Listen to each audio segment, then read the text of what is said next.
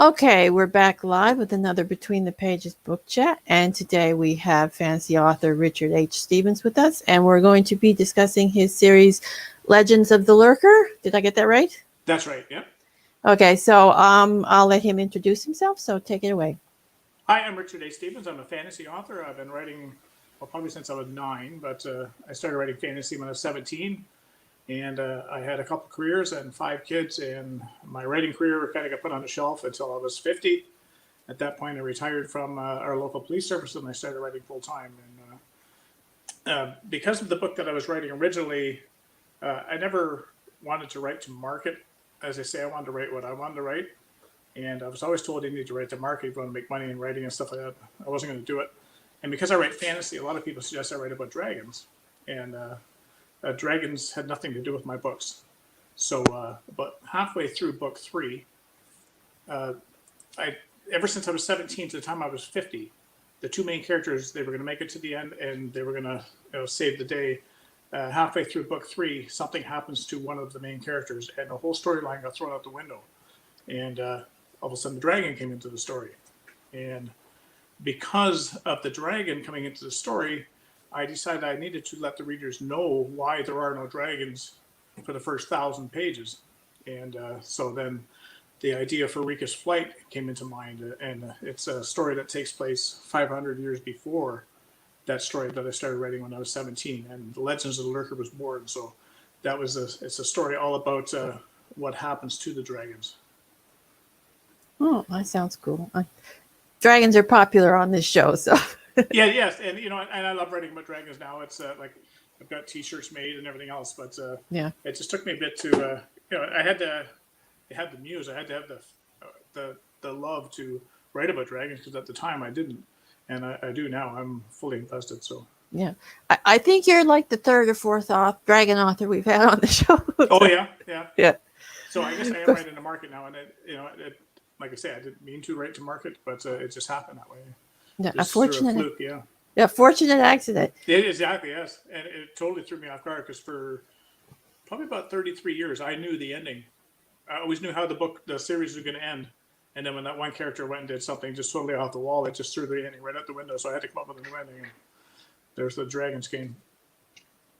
Okay, so tell us a little bit about the series. What happens, with the setting and stuff, other than the dragons.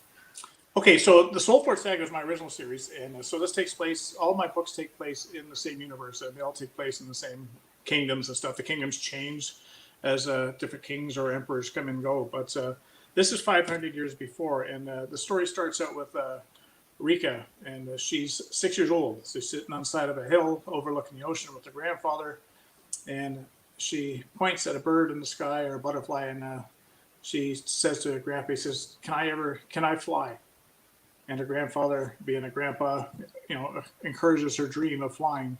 And then when they get back to their cabin, Grandma finds out that Grandpa's been filling Rika's head with these silly notions, and Grandma gives him proper hell for doing so.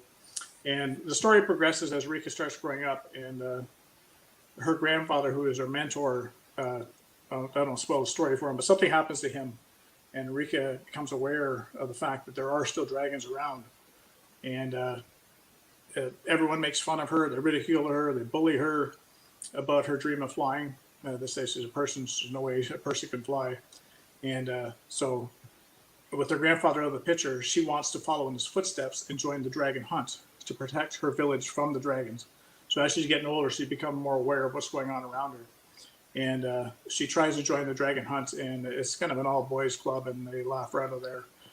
And so she tries to get revenge on the dragon hunt, and something happens in the story where instead of hunting the dragons, she befriends a dragon, and her whole outlook on life changes. And instead of wanting to kill the dragons, now she wants to save them.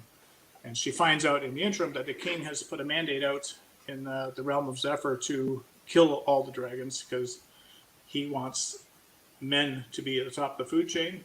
He doesn't like the idea that dragons are superior, probably in intellect as well. So the king is trying to kill the dragon. So Rika finds herself embroiled in a war between the dragons and the king.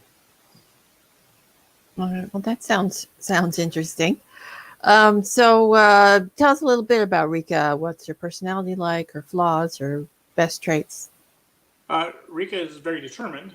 Uh, she's kind of a loner. She lives up on top of a hill on a mountain with her grandparents. Her parents were killed by dragons. At least that's what she's told when she was young. And she she got a mind of her own, and she got a very short temper.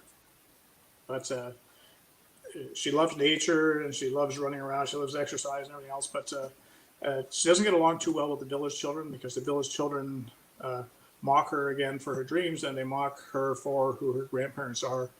And she has an affiliation to uh, the village witch that she's not aware of at the beginning, but the villagers know this, and they look down upon her. So she's always struggling as she's growing up to be accepted into society, and that gets her into trouble because of her short temper. She can only take so much before she breaks somebody's nose, or gets into fisticuffs with somebody, just because she's got a short temper. She's very kind-hearted, but short fuse. And so the first chapter, she's 6, and then I start going up by 3 years until I get her to the age 21. And there's a reason for that.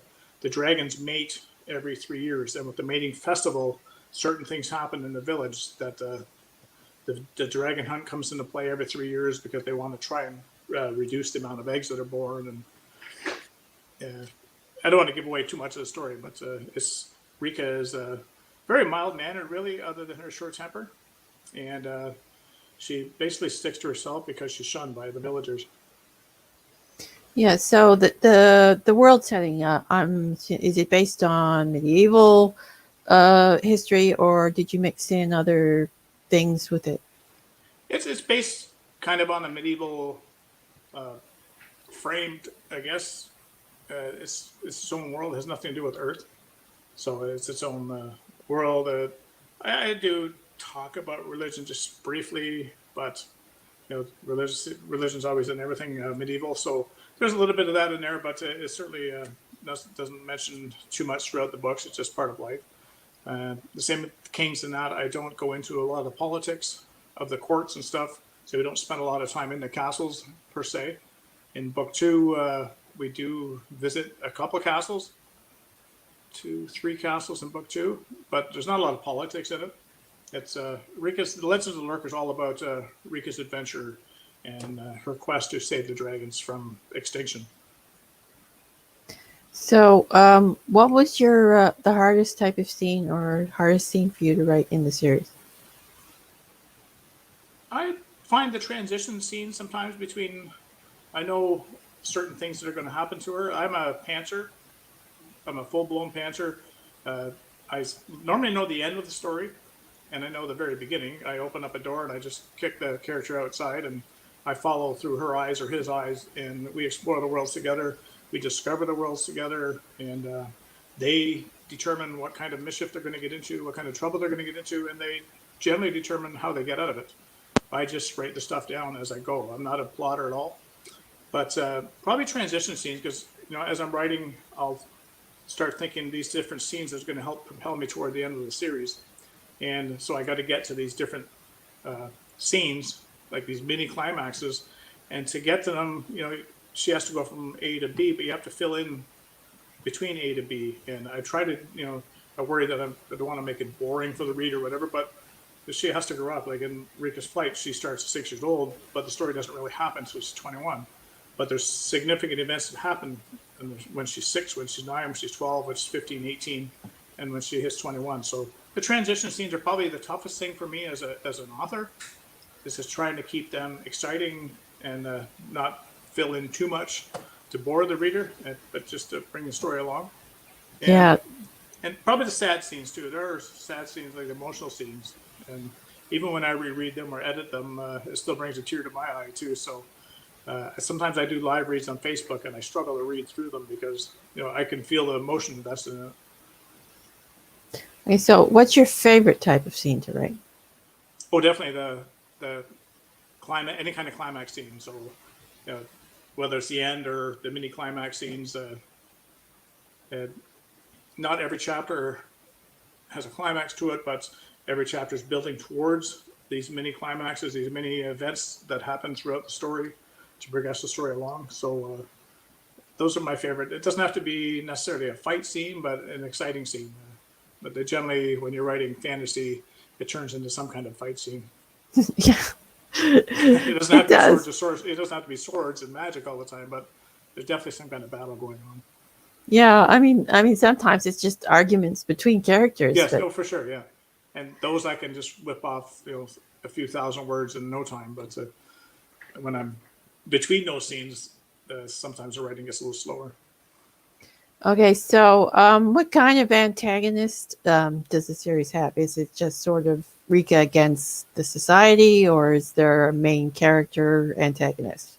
She's got a lot of different antagonists. She's got herself. I think uh, most of my characters, the main characters, I think they're their biggest antagonists. So, they're battling something. They're battling some kind of demon inside, or something's preventing them from being or doing what they think is right, or who they want to become.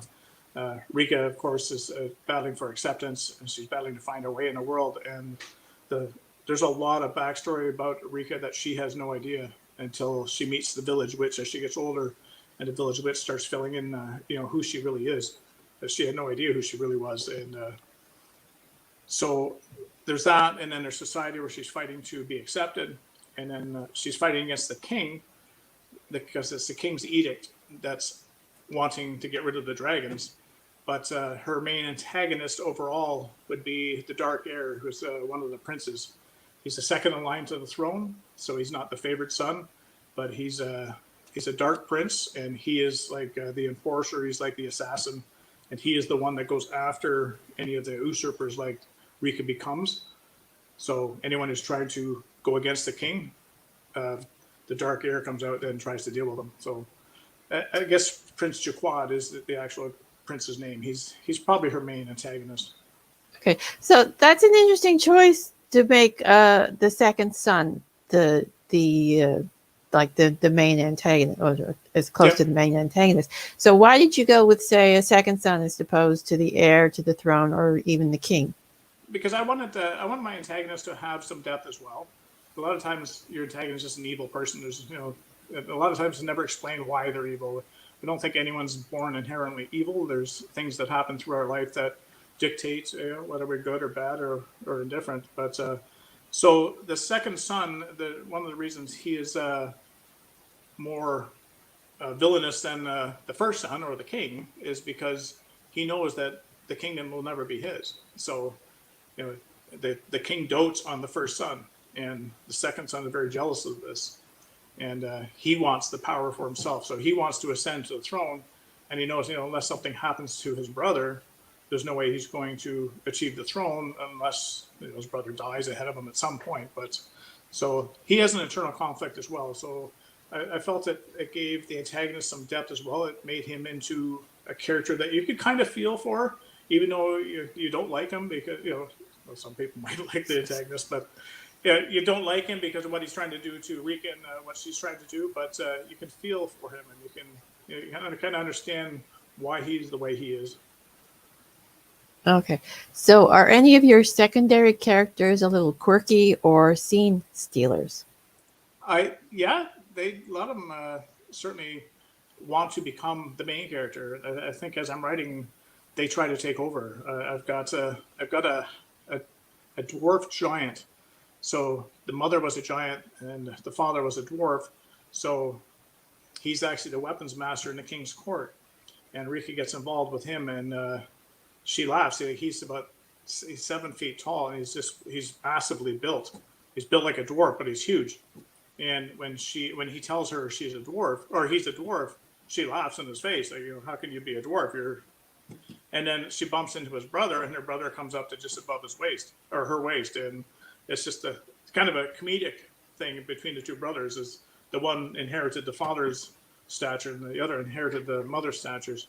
But the way they speak and the way they carry on, a lot of times they do kind of try to take over the scene. But Rika always comes out on top at the end.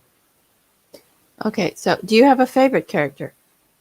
My favorite character in this scene is got to be Rika because she's the one that's you know all the emotions go through. So she goes through her highs and her lows, and you cry with her and you laugh with her and you cheer for her. So she's definitely my favorite character. But there's there's an elf that gets introduced in book 2, and she is a no nonsense elf. Her quirkiness is that she sees everything in black and white. She either likes you or she kills you. There's no in between. If she doesn't agree with you, she'll kill you. So once you realize how to deal with her, you either don't talk to her at all, or she's got your back. And if she's got your back, then she's almost like having a dragon at your back, because there's not too many things that can get to you before they get to her. So she becomes a very main character, a very interesting character, and she's a very simple character. Like, she doesn't have all the dynamics of Rika. Like, Rika has emotion. She feels this, and she's got color to her emotion. Where Tamara Stoneheart, aptly named, sees everything in black and white. She really has no character per se, just because she's either on or off. So she adds a nice dimension to the story, I think. Okay, so you mentioned dragons and elves. Are there any other non-human characters in the book, and are they based on the more traditional fantasy tropes? In this series, yes, there's elves, there's dwarfs. They're about you don't really see a giant in there other than Anvil. Anvil's the half giant, because his mother was a giant, but you never actually meet her. You just meet Anvil, and other than that, I don't think there are any other races in here per se. No. Okay, so which of your characters would you like to hang out with in real life? In this series, probably Rika. Like, I think the whole series about Rika, and she's got a special place in my heart. And she's actually she's named after my wife and my daughter. My wife's name is Caroline, and my daughter's name is Rebecca. So when I put them together, I had Reca, and I'm thinking, well, people are going to say Recca. So I added an E and I added an H. So it's Reecah. So it's a combination of my wife's name and my daughter's name. And I just like her. She's a fun character. She's down to earth. She's genuine. She's she wears her heart on her sleeve, and you know what you got when you talk to her. And I think in real life I like that too. I don't like people that are trying to cover it. If you have something to say, just say it. And if I like it, that's fine. But if I don't like it, well, I appreciate that you said it. So instead of holding it back, so I probably Rika would be the one I'd like to hang out with. Okay, so what are your characters afraid of? What are they afraid of? Rika's afraid of being accepted. She's never been accepted her whole life, so she's afraid if she can't fit in. She's afraid of who she actually is. She went for 18 years thinking she's just this simple girl that's living on a hill with her grandparents, and then when the village witch steps in and starts telling her stuff about her family history, she starts doubting who she actually is, and then now she doesn't know who she is, and so she doesn't know whether to believe the witch. And then when the dragons try to reaffirm what the witch is telling her later on, it starts cementing the idea in her mind, but she's still not sure, because she doesn't think she's up to what the witch says she can do. And so Enrica's gift, which is named because Rika discovers that she actually does have the gift. She never believed that she did. She just thought she was just a normal person. And then Rika's legacy is the third book, and that's where she goes about trying to fulfill her destiny. Well, that's interesting. I like the twist, because most characters are afraid of not being accepted as opposed to being accepted. That's a nice little twist in it, because you do get that in real life. So, Oh, for sure. Okay, so are there any genres you have not written in that you'd like to try? I've only published ever in fantasy. I have, when I was growing up, I wrote, I started writing Hardy Boy books. That's what inspired me to write. When I was 9, I was bored, and I was reading Hardy Boys, and I didn't know what to do with myself on one summer vacation. And I saw the Hardy Boy book, and I'm thinking, why can't I write that? So I started writing my own Hardy Boys version with, me and my friends being Frank and Joe Hardy. And then I started writing World War II fiction about the American battles in the Pacific Theater down by Japan, and And then when I saw Star Wars in '77, I was 12 years old, and that just changed everything I wanted to do with my writing. So I immediately wrote a 600-page novel on Star Wars, again, with me and my friends saving the galaxy. We were now Luke Skywalker and Han Solo. And a couple years after that, I read Terry Brooks' Sword of Shannara and Stephen R. Donaldson's Lord Falwell's Bane, just a bookstore proprietor. This is a local bookstore. He said, why don't you try one of these? So I tried those and read them, and I've been hooked on fantasy ever since. So I probably never will publish anything other than fantasy. I've got probably 15 books in my head now. Every time I write a book, 2 or 3 more books come into mind, where I'm going to go with this, and it's all going to be in the same universe. They're all going to be different stories. I tried to write in trilogies. So you meet Rika in book 1, and then you go through her trials and tribulations and everything else all the way to the end of book 3, and then Rika's story is over. And then I'll write the next trilogy, and it could take place 10 years after, 50 years after, 500 years after. So there'll be history. The very odd time you might hear a mention of the Dragon Witch, which is a name that she gets labeled with. And but I don't dig into the history, but it's always there. So it's just like an ongoing cycle. So right now I've got about 15 books that I want to write, all in the same universe. Yeah, well, that gives us a lot to look forward to then. Yeah, it gives me a lot to try and do. Yeah, and apparently we have the similar histories in books and movies, because I had the Hardy Boys, Nancy Drew, and Star Wars influences too. Yes, oh, for sure. When you're young, and that's, you can see all the pictures behind me here. Most of those are interior pictures of my books, and that's all inspired again by Franklin Dixon. And when I read the Hardy Boys, they did have flashy colored pictures and stuff like that, but he had pencil drawings in there. And even if like the Mystery of Cabin on the Hill or Cabin Island or whatever, you saw Frank and Joe Hardy in this little stoop, and it was just all penciled in on black and white paper. But it just, to me, it makes a more intimate feeling as a reader. I just feel more invested in the story because I can see it more the way the author's seeing it. So I've always wanted to include interior pictures. So all of my books, except for 2 novellas, include about 4 to 6 pictures each.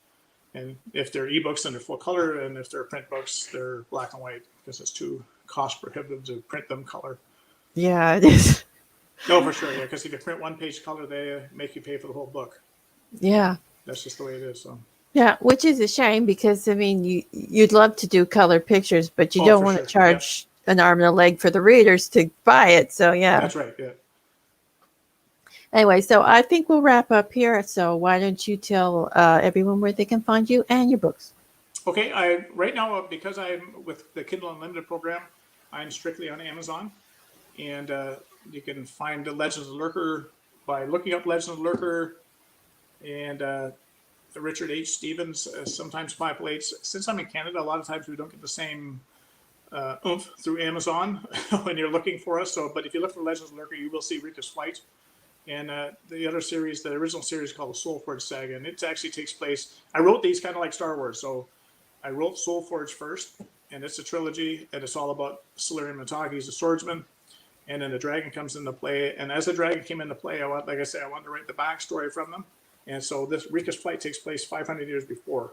So if you were to start with my books, publishing order would be Soulforge. Some people like reading that way, but chronologically, you'd be better off to start with Rika's Flight, because then you're starting at the beginning and going forward. And so I'm on Amazon. I will also sell them signed copies out of my house. And so, but that's a long drive for most people. But you can also email me at richardhstevens1@gmail.com, and we can ship the books anywhere around the world. I've shipped them to Romania, Germany, England, the U.S., many to the U.S. Shipping sometimes can be a little prohibitive just because the Canadian postal rates aren't the greatest. But yeah, tell me about it. Yeah, we don't have the media rate that they have in the U.S. No. So it cost me probably more than the book for shipping to ship one book. So, but a lot of people like to have that signed book, and they're willing to pay for it. And I've sent boxes of books to people all over the world. So we can also do that as well. And I'm also on Facebook under Richard H. Stevens. And I've got a YouTube channel which has my trailers on it. And I don't know exactly what it'd be on there. Just look it up on YouTube. Yeah. So we do have We do have one comment here for people who like the Star Wars and the Hardy Boys. So it seems we have a little club going. Yeah, I love the Clash of Titans, and it's funny, but that person's mentioned Greek mythology, because my original book for 35 years was called The River Styx, just because I love that name, The River Styx, and it has nothing to do with Greek mythology. And someone online on Facebook actually said, "Oh, I love Greek mythology. I can't wait to read it." And I got thinking, "Oh, it has nothing to do with Greek mythology." So I had to change the name, and it went through about 4 different name changes before it came to the name Soulforge. And so that's kind of interesting that they mentioned Greek mythology there. Yeah. My trilogy is actually kind of inspired by Greek mythology. So Yeah, there's a lot of neat things in Greek mythology. yeah, For sure. and Clash of the Titans was one of the movies that I. Yes, no, I love that. I remember that. Yeah. Yeah, for sure. Yeah. Anyway, so well, thank you for being here. It was lovely chatting with you. Thank you for having me. And Between the Pages book chat, we'll be back next weekend with more authors. So tune in then. So that's all for now.